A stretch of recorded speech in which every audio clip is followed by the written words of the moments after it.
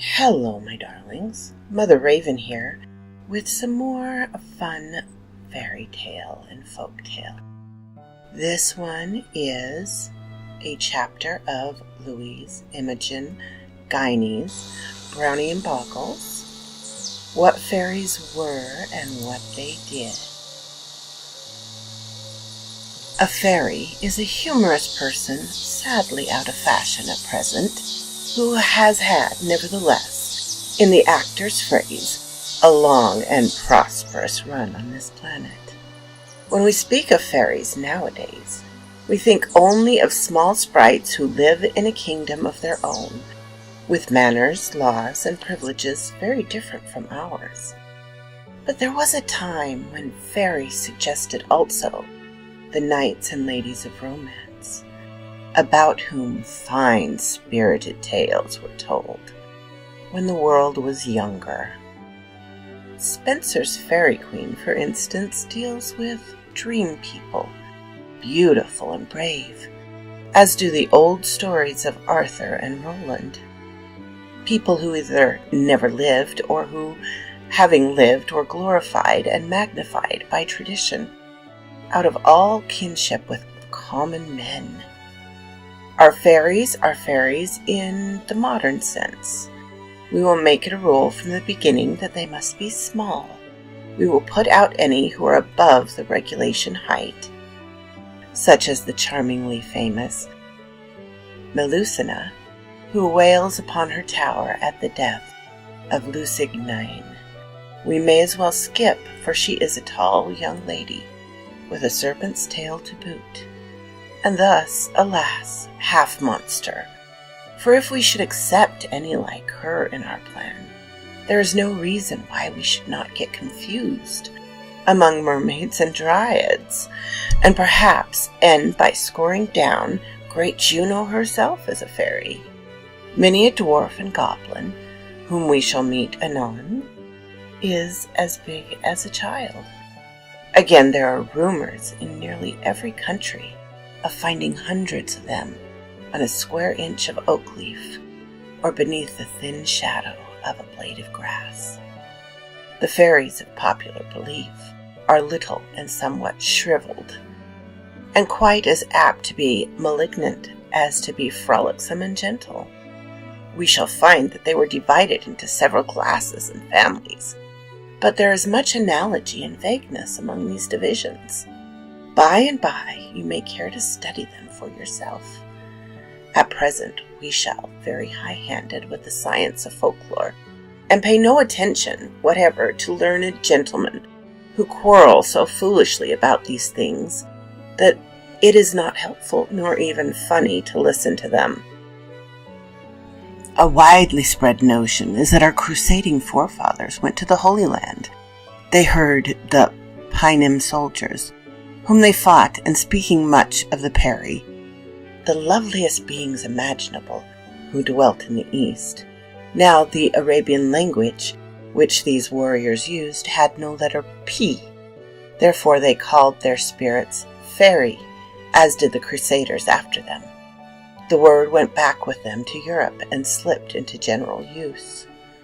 Elf and goblin, too, are interesting to trace. There was a great Italian feud in the 12th century between the German emperor and the pope, whose separate partisans, who were known as the Guelphs and the Ghibellines, as time went on. The memory of the long strife was still fresh. A descendant of the Guelphs would put upon anyone he disliked with the odious name of Ghibellin. The later generation after generation would return the compliment ardently in his own fashion. Both terms finally came to be mere catchwords for abuse and reproach, and the fairies, falling into disfavor with some bold mortals, were angrily nicknamed elf and goblin, in which shape you will recognize the last threadbare reminders of those once bitter and historic factions of Guelph and Ghibellin. It is likely that the tribe were designated as fairies because they were, for the most part, fair to see and full of grace and charm, especially among the Celtic branches, and people at all times had too much desire to keep their goodwill, and too much shrieking from their rancor and spite to give them any but the most flattering titles. They were seldom addressed otherwise than the little folk, the kind folk, the gentry, the fair family, the blessings of their mothers, and the dear wives, just as, thousands of years back, the noblest and cleverest nation of the world has ever seen, called the dreaded three Eumenides, the gracious ones. It is a sure and fast maxim that wheedling human nature put on its best manners when it is afraid. In Goldsmith's racy play, She Stoops to Conquer, Old Mistress Hardcastle meets what she takes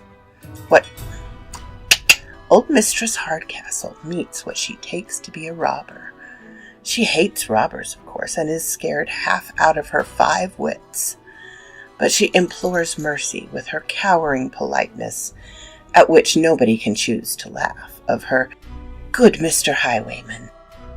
Now fairies, who knew how to be bountiful and tender, and who made slaves of themselves to serve men and women, as we shall see, were easily offended, and wrought great mischief and revenge if they were not treated handsomely, all of which kept people in the habit of courtesy towards them.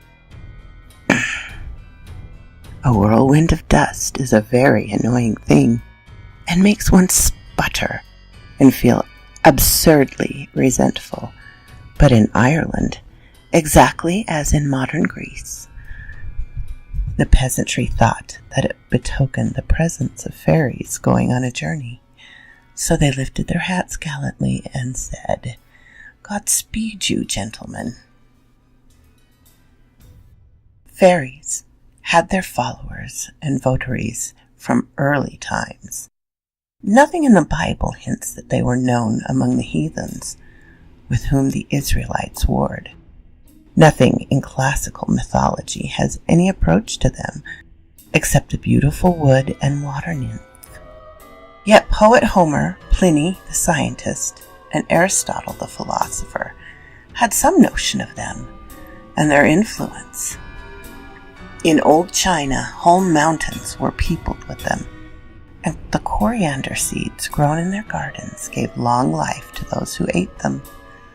The Persians had a hierarchy of elves, and were the first to set aside fairyland as their dwelling place. Saxons, in their wild forests, believed in tiny dwarves or demons called Duggar.